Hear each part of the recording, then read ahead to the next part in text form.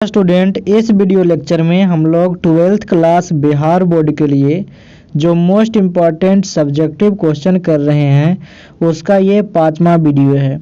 इसके पहले हम लोग बहुत सारे वीडियो को देख चुके हैं, तो आप उन वीडियोज को ज़रूर देखें, आपको बहुत ज़्यादा फ़ायदा होगा। तो चलिए शुरू करते हैं। तो ये 3 नंबर क्वेश्चन कल के वीडियो में देखे थे। हमारा चौथा नंबर क्वेश्चन है, कह रहा है what is the meaning of garbling. Garbling शब्द का मीनिंग क्या है? तो कहता है this means the misrepresentation of fact. तो जो सच्चाई का जो मिस रिप्रेजेंटेशन है, देखिए आप कभी ऐसे देखे होंगे कि आपके आंखों के सामने कोई घटना घट जाती है और न्यूज़ चैनल पे उस घटना को बढ़ा चढ़ाकर या फिर उस घटना की सच्चाई को ना दिखाकर कुछ दूसरे तरीके से रिप्रेजेंट किया जाता है, तो उसको कहते हैं मिस रिप्रेजेंटेशन।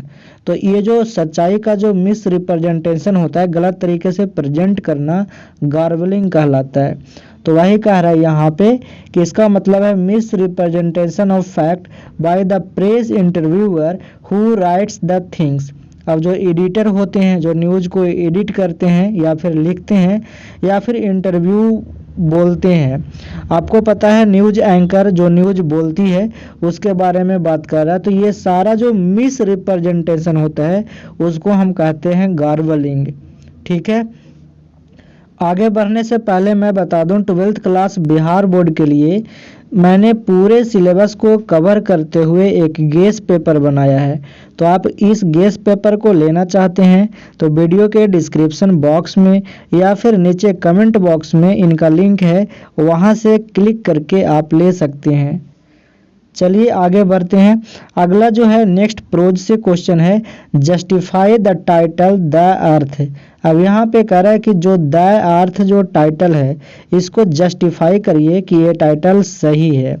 तो हमने लिखा है कि the title of the story is justified, मतलब जो इस स्टोरी का जो टाइटल है द अर्थ बिल्कुल जस्टिफाइड है, बिल्कुल सही है। Because Johnsons who brought up their only son, यहाँ पे एक फ्रेज यूज हुआ है ब्राउट अप, मतलब होता है पालन पोषण करना। तो यहाँ पे कह रहा है कि जॉनसन जो अपने इकलौते बेटे को ब्राउट अप करता है, पालन पोषण करता है, बहुत कठिन परिश्रम करके उस जमीन पे जिस जमीन को उसने सेंडर से रेंट पर लिया है, मतलब किराए पर जमीन लेकर एक पिता अपने बच्चे के लिए हार्ड वर्क करके उसका लालन पालन करता है।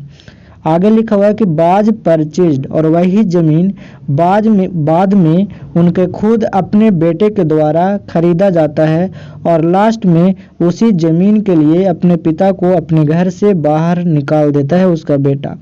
तो यहाँ पे सिंपली ये कहना चाह रहा है कि ये जो स्टोरी है ना, जमीन से स्टार्ट होकर जमीन पर ख़त्म होती है और पूरी की पूरी स्टोरी जमीन के लिए घूमती नजर आती है। इस कारण से इस स्टोरी का जो टाइटल है द अर्थ बिल्कुल सही है। नेक्स्ट क्वेश्चन है, give a character sketch of Johnson.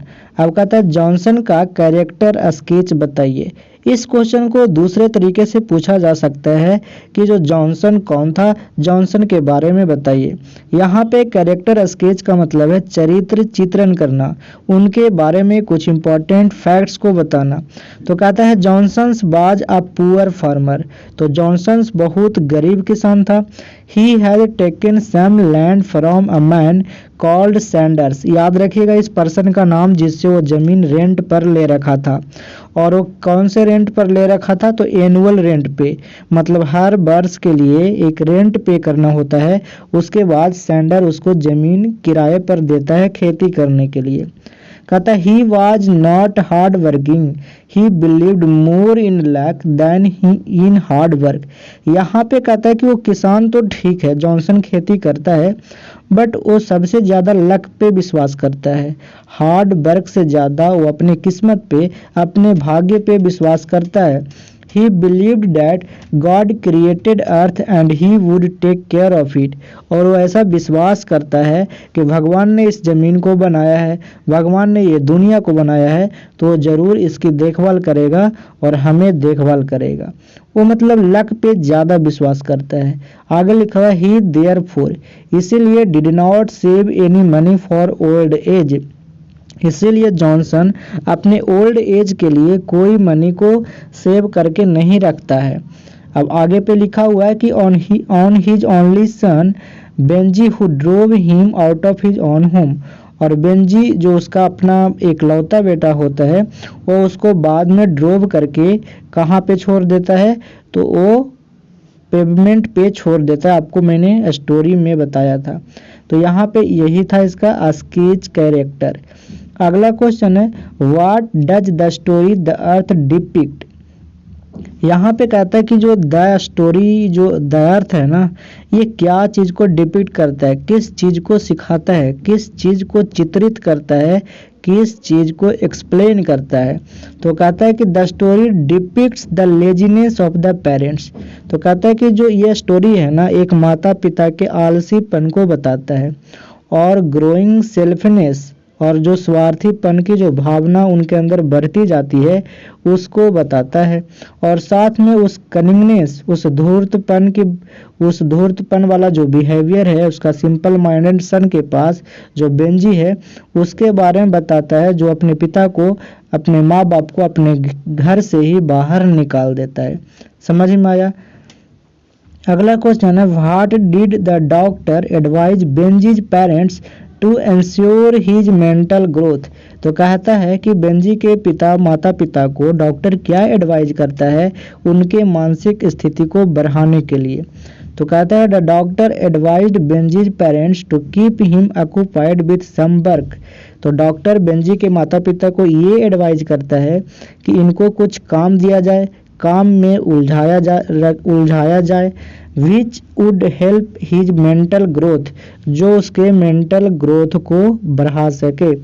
After considering there background, अब कहता है उनकी जो बैकग्राउंड है, जो जॉनसन का बैकग्राउंड था, कैसा फैमिली था, किस तरह के फैमिली से वो बिलोंग करता था, डॉक्टर ने एडवाइस दिया कि इनको मुर्गी पालने चाहिए, मुर्गियों को रखना चाहिए, इससे इनका दिमाग जो बिजनेस में लगेगा और फिर धीरे धीरे डेवलप होगा।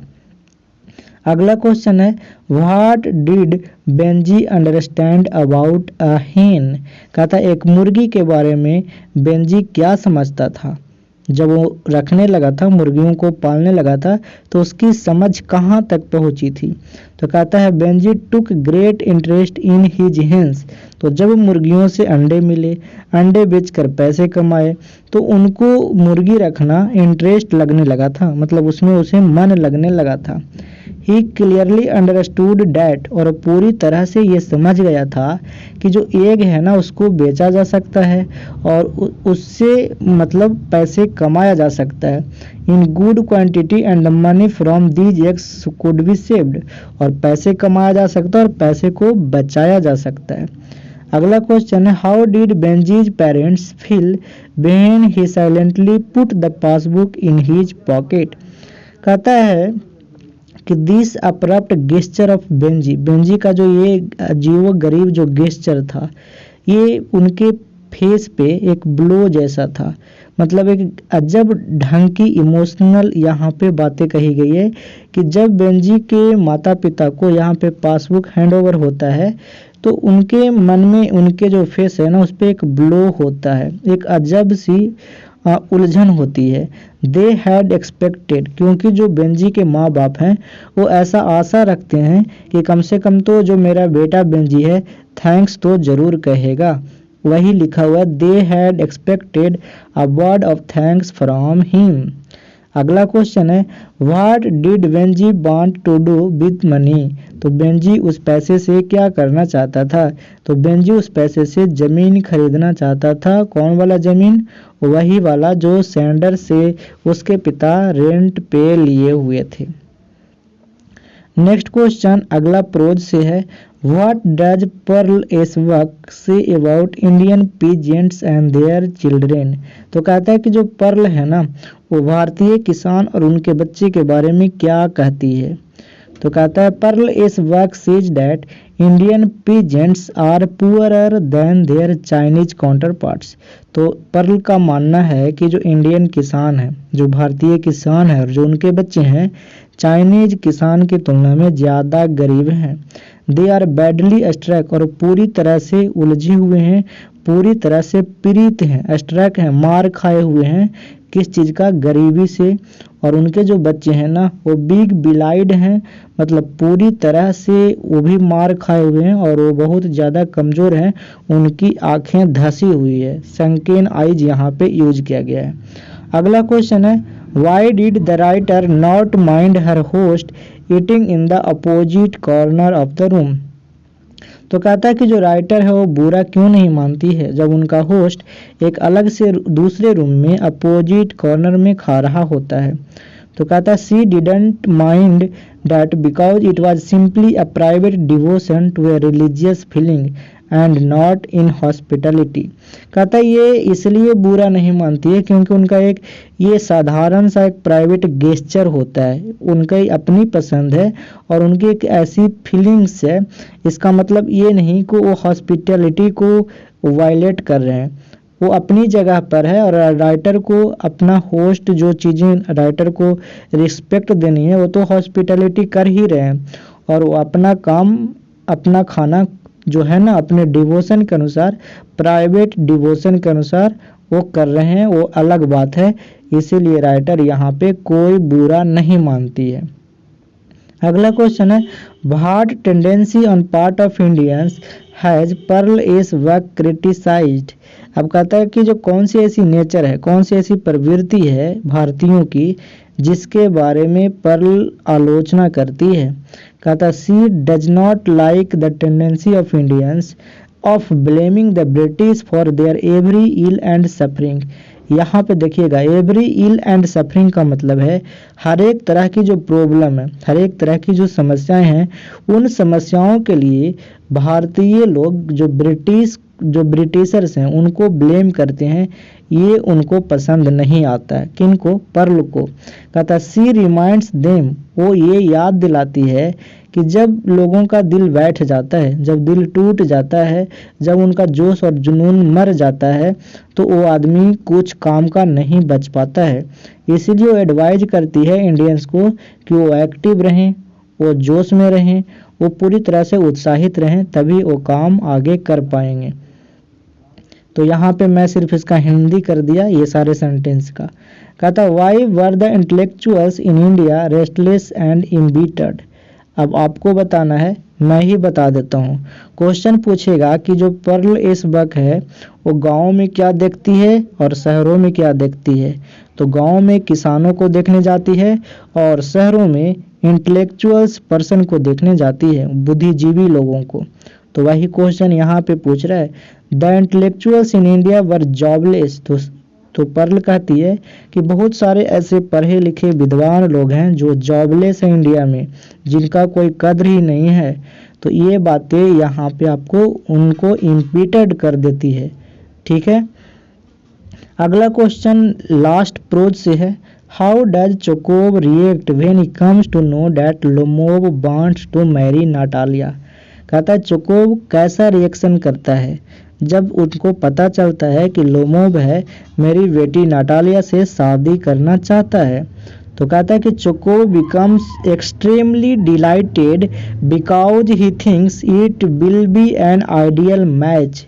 यहाँ पे कहता है कि चोकोव बहुत ज़्यादा खुश होता है क्योंकि उसे पता है, वो जानता है कि ये एक आइडियल मैच है। आइडियल मैच का मतलब बिल्कुल सही जोड़ी है अपनी भाषा में कहें तो। अगला क्वेश्चन है why is Lomov unable to speak to Natalia about marriage. अब कहता है कि जो लोमोव है वो बोलने में क्यों असमर्थ है, नाटालिया को शादी के बारे में क्यों नहीं बोल पाता। तो कहता है कि Lomov has little control over his mind. तो लोमोव को अपने माइंड पे बहुत थोड़ा सा कंट्रोल है। He is a garrulous person who goes on talking by seizing any topic that comes his way. कहता है कि वो ऐसा पर्सन है जो मतलब अजब तरीके से वो डील करता है टॉकिंग को, मतलब वो जो मन आता है वो बोलते जाता है और सारे बातों को वो घुमा घुमा कर राउंड अबाउट जो मैनर है ना उसमें बात करता है। Instead of talking about his marriage, कहता है अपने शादी के बात बताने मतलब उसके बारे में बात करने के बावजूद मतलब के अलावा ही रसेस इनटू अ डिस्प्यूट, वो एक रस कर जाता है मतलब एक फंस जाता है एक डिस्प्यूट में, एक लड़ाई झगड़े वाली बात में, जो डिस्प्यूट है ऑक्स मेडोज की ऑनरशिप पे। देखिए इस क्वेश्चन के आंसर में सिर्फ इतना बताया गया है कि जो लोमोव है ना उसके माइंड पे बहुत थोड़ा सा कंट्रोल है, वो बोलता कुछ है और वो टॉपिक को बिना समझे हुए वो इधर से उधर कर देता है और अपने मैरिज के बारे में ना बोलकर वो एक डिस्प्यूट की बातें करता रहता है, जो कि डिस्प्यूट है ओक्स मेडोज की ऑनरशिप का। ठीक है, नेक्स्ट क्वेश्चन है what are the names of the dog of Natalia and Lomov. तो नाटालिया का जो डॉग है उसका नाम लीप है और जो लोमोव का डॉग है उसका नाम गेस है, याद रखिएगा। ठीक है, ये क्वेश्चन पूछा जाएगा। नेक्स्ट क्वेश्चन है what are the two defects. Defects होता है खामियां मतलब फॉल्ट्स, कहने का मतलब जो चीज़ें डिफेक्ट्स समझ रहे हैं ना, जो खामियां होती है। तो कहता है कि कौन से ऐसे दो खामियां हैं जो चोकोब को लगता है कि लोमोव के कुत्ता के पास है, मतलब लोमोव के कुत्ते में कौन सी दो फॉल्ट्स हैं।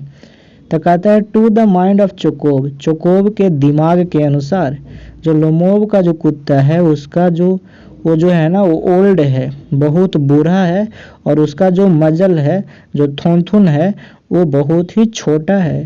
टू शॉर्ट का मतलब बहुत ही छोटा। नेक्स्ट क्वेश्चन है why does the poet want to part away from his beloved. ये पहली पोएट्री से आपका क्वेश्चन है। क्वेश्चन कहता है कि why does the poet want, जो कवि है क्यों जाना चाहता है अपनी प्रेमिका से दूर। तो कहता है the poet wants to experience death in those short time when he is separated from his love. यहाँ पे कहता है ना कि कभी अपनी प्रेमिका से दूर इसीलिए जाना चाहता है क्योंकि वो चाहता है कि मैं इस कम समय में अभी ही अपनी प्रेमिका से दूर होकर सेपरेट होकर उस डेथ को एक्सपीरियंस कर पाऊँ जो एक न एक दिन होना ही है। अगला क्वेश्चन है what makes a man's power feeble. कहता कौन सी ऐसी जो ताकतें हैं जो कि एक मैन के जो पावर है उसको कमज़ोर बना देती है। तो कहता है good fortunes can not last. तो कहता है कि जो सही चीज़ है ना, जो भाग्य है, जो हमारा किस्मत है, जो अच्छा जो हमेशा जो शुभ चीज़ें हैं, लिखते हैं ना शुभ चीज़ें अशुभ चीज़ें, तो वही गुड फॉर्चून्स का मतलब शुभ चीज़ें अच्छी चीज़ें के बारे में करा है। कैन नॉट लास्ट का मतलब क्या ज़्यादा देर तक आपके साथ नहीं होती। Till the end of the life of a man, किसी पर्सन के साथ अच्छी चीज़ें ज़्यादा देर तक नहीं होता और जब भी बुरी चीज़ें जब अशुभ वाली पल आता है तो वो उस पर्सन को कमज़ोर बना देता है। That makes a man's power feeble. कहता in what way will the lovers remains united. कहता किस तरीके से जो प्रेमी हैं एक दूसरे से जुड़े हुए रहते हैं, यूनाइटेड हैं, एक हैं। कहता their love is so pure that keeps them alive in their hearts. तो कहता है कि उनका जो प्यार है ना वो काफ़ी प्योर है जो कि उनके दिलों में हमेशा जिंदा है। In this way the lovers will remain United. कहता ये तरीके से जो लवर्स हैं वो यूनाइटेड होंगे। नेक्स्ट क्वेश्चन है how does the beloved best the poets life. कहता है कि जो प्रेमिका है वो पोएट्स के लाइफ को कैसे बर्बाद करती है। तो कहता है the beloved best is poet's life by weeping and sighing. तो कहता है कि जो प्रेमिका है वो रो कर और आहें भरकर पोएट के जो लाइफ है उसको बर्बाद करती है। What are the things that the sun doesn't have. कहता कौन कौन सी ऐसी चीज़ें हैं जो सूर्य के पास नहीं है। तो द सन हैज़ नदर any motive nor any sense. तो पोएट कहते हैं ना कि जो ये सूरज है इसके पास ना ही कोई इच्छा है ना ही कोई आशा है, तो वही चीज़ें यहाँ पे लिखा हुआ है। Further it can not take any short route, ना ही इसके पास कोई छोटा सा रास्ता है कि वो प्लेन से चलाएगा और मैं तो वापस जल्दी चलाऊंगा। ऐसे अपनी प्रेमिका को समझाते हुए कहते हैं वही बातें लिखी हुई है। कहता what will make the poet's journey speedier. कहता है कि the constant thought of his beloved. कहता है उनकी प्रेमिका का जो बार बार जो लगातार जो विचार आ रहा है वही उनकी जर्नी को बहुत ही स्पीडियर बनाएगा, उनकी यात्रा को, क्योंकि उनकी प्रेमिका बेचैन है कि वापस ये पहले तो जाए ही नहीं और जाएं तो बहुत ही जल्दी चले आएँ। तो वही बातें यहाँ पे लिखा कि कौन सी चीज़ें हैं जो उनकी यात्रा को तेज बना देगा, तो उनका प्यार, उनका सोच, उनका विचार। अगला क्वेश्चन है who is the speaker and how old he is he. ये अगला पोएट्री से लिया गया है, मतलब सॉन्ग ऑफ माई सेल्फ से। तो कहता है कि the poet himself is the speaker. तो सॉन्ग ऑफ माई सेल्फ का स्पीकर कौन है? पोएट खुद है, क्योंकि इस लाइन है ना ये पोएम, ये स्टार्टिंग ही होती है I celebrate myself and sing my self. कहता ही इज 37 ईयर्स ओल्ड। तो ये भी आपको पोएम में ही मेंशन है। अगला है एक्सप्लेन करने के लिए, hoping to cease not till death. तो पहले तो लिखना है this line has been taken from the poetry song of myself which has been composed by Walt Whitman. इतना लिखना है, उसके बाद ये बातें समझनी है। The poet says only death can bring an end to his song. तो यहाँ पे पोएट का मानना है ना कि केवल मृत्यु, केवल डेथ ही मेरे सॉन्ग को अंत कर सकता है। जो मैं गा रहा हूँ ना, जो मैं खुशियाँ मना रहा हूँ, जो गाना गा रहा हूँ, इस चीज़ को कौन रोक सकता है, कौन अंत कर सकता है? तो केवल डेथ, वही चीज़ लिखा हुआ है। So long as he is alive, जब तक वह जिंदा है, जब तक वह गाता रहेगा और खुशियाँ मनाता रहेगा। नेक्स्ट क्वेश्चन है why does Walt Whitman not want to bother himself. कहता है कि जो कवि है ना वाल्ट विटमैन, अपने आप को परेशान नहीं करना चाहते हैं क्रीड्स एंड स्कूल्स से। देखिए क्रीड्स एक प्रकार का रिलीजियन होता है, अब वो वाले रिलीजियन नहीं, हिंदू मुस्लिम वाली। ये जो है ना ये धर्म है, जो एक इंसान का धर्म होता है उसकी बात कर रहा है। और जो स्कूल्स होते हैं ये हमारे पर्सनल थाउट्स होते हैं उसकी बात कर रहा है। कह रहा है in the modern world the numerous creeds and system of thought have only divide Mankind. तो कहता है कि आज के जो आधुनिक दुनिया है इसमें इतने तरह के जो पर्सनल विचार हैं, जो पर्सनल सोच विचार हैं, वही आज मानव जाति को डिवाइड करता है। This is why the poet who is convinced of the essential unity of the universe has no respect for creeds and school। यही कारण है कि पोएट कहता है कि मैं इस यूनिवर्स का, इस ब्रह्मांड का एक यूनिटी हूँ, एक यूनिट हूँ, और मैं इस बात को नहीं मानता कि जो क्रीड्स एंड स्कूल्स हैं वो अलग अलग होंगे एक इंसान के लिए, और मैं इसे नहीं मानता हूँ। ठीक है, वही चीज़ें यहाँ पे कह रहा है, has no respect for creeds and schools. Next question है hoping the cease not till death. इसको एक्सप्लेन करना है, तो ये काफ़ी इंपॉर्टेंट भी है ना। ये लाइन ही ज़बरदस्त है अपने आप में। तो पहले तो आपको लिखना है कि ये लाइन कहाँ से लिया गया है और इसको किसने लिखा है, उसके बाद समझिए। The above line means that the poet Walt Whitman doesn't want to die. कहता है कि ये लाइन ये बताता है कि जो पोएट है ना वो मरना नहीं चाहते। He knows that there are people who quarrelled for religion. कहता है उनको पता है कि बहुत सारे ऐसे लोग हैं जो धर्म के लिए लड़ते हैं। He is hopeful to change the situation by his efforts. तो चाहते हैं कि हम अपने प्रयास से जो इस तरह के जो थाउट्स हैं धर्म के नाम पर लड़ने वाला, इसको हम बदल पाएँ। In his mind there are high thoughts about religious belief. और उनके माइंड में रिलीजियस सोच के लेकर, मतलब धार्मिक विश्वास को लेकर बहुत ही ज़्यादा उलझने हैं बहुत ही ज़्यादा लेकर उनके बारे में बहुत ही ज़्यादा विचारे हैं जो वो कहते हैं। देखिए यहाँ पे बेसिकली ये कहा गया है ना वाल्ट विटमैन के द्वारा कि एक इंसान का एक बेसिक धर्म है, एक बेसिक धर्म है इंसान के लिए। ये वो वाले रिलीजन की बात नहीं करते, मैं आपको बार बार बता रहा हूँ जो आप समझ रहे हैं। यहाँ पे बिल्कुल एक मानव जाति का जो अपना धर्म है ना, एक मानव जाति के नाते उसकी बात करते हैं। अगला क्वेश्चन है, अब इसको भी एक्सप्लेन करना है। I celebrate myself and sing myself and what I assume you shall assume for every atom belonging to me as good belong to you. काफ़ी इम्पोर्टेंट लाइन है और ये फिर दोबारा से पूछा जा सकता है।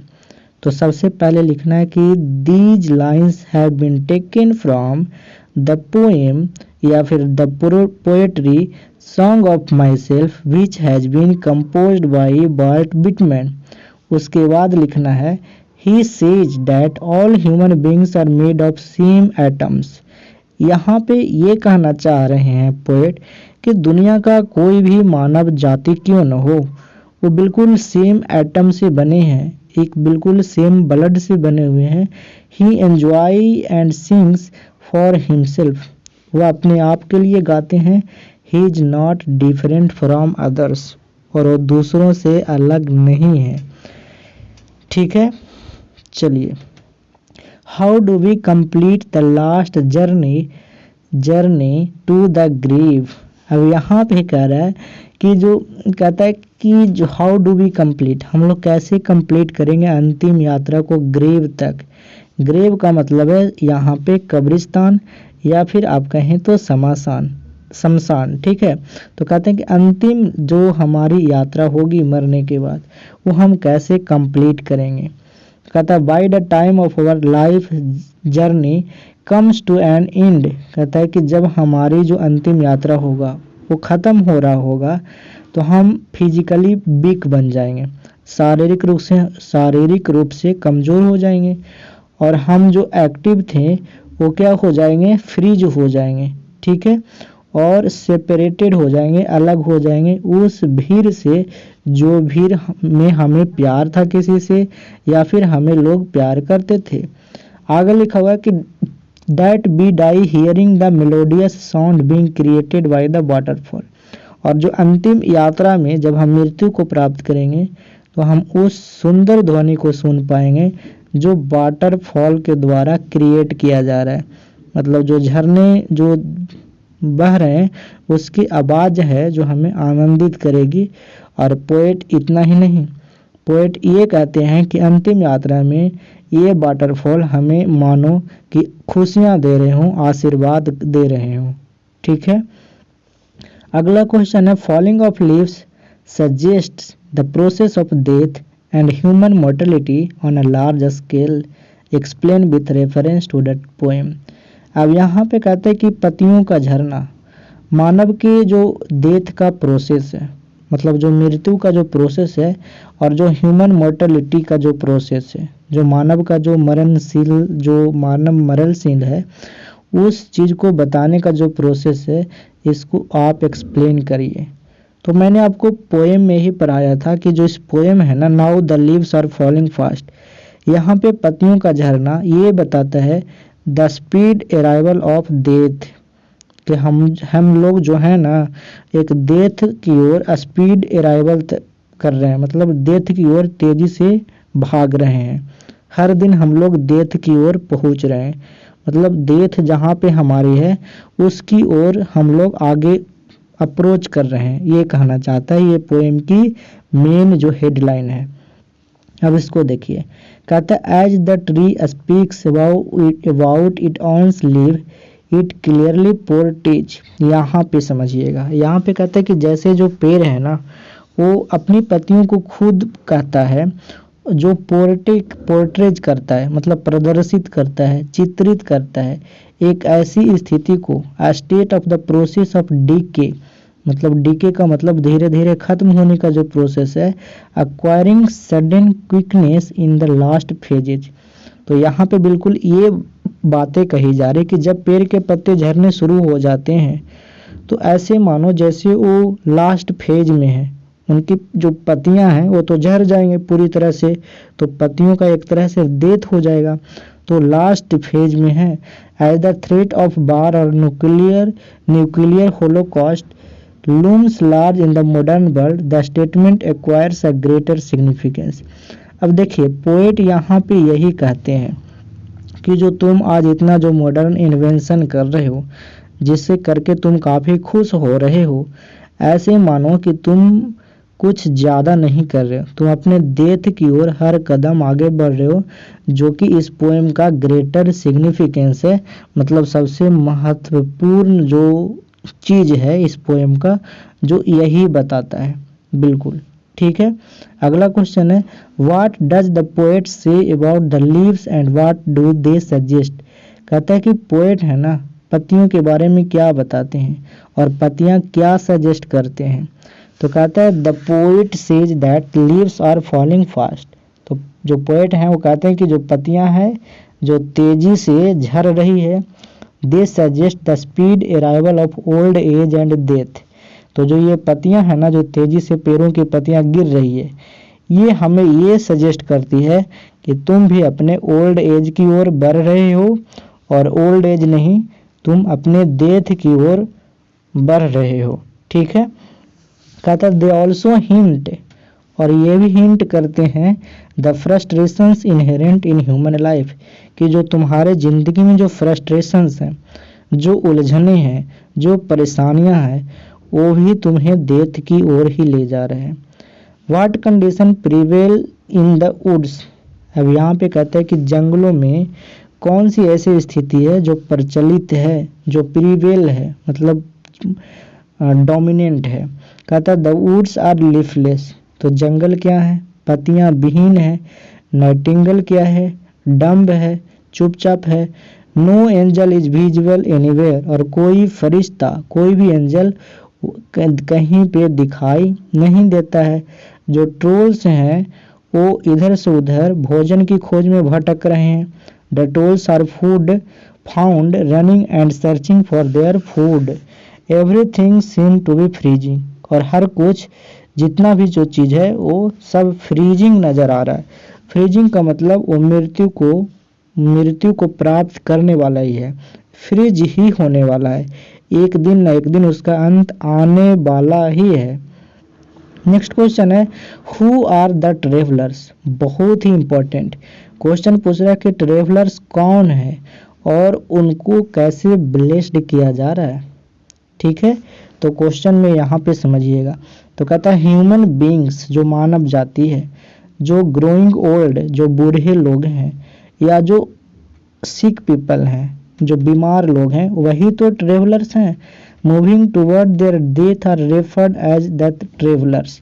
तो यहाँ पे समझिएगा, यहाँ पे कहना ये चाह रहा है कि ऐसे पर्सन जो बूढ़े हो चुके हैं, ऐसे पर्सन जिनको बीमारियां हैं, वो डेथ की ओर अग्रसर हैं, मतलब वो मृत्यु की ओर ही बढ़ रहे हैं, और उन्हीं को ट्रेवलर्स कहा गया है।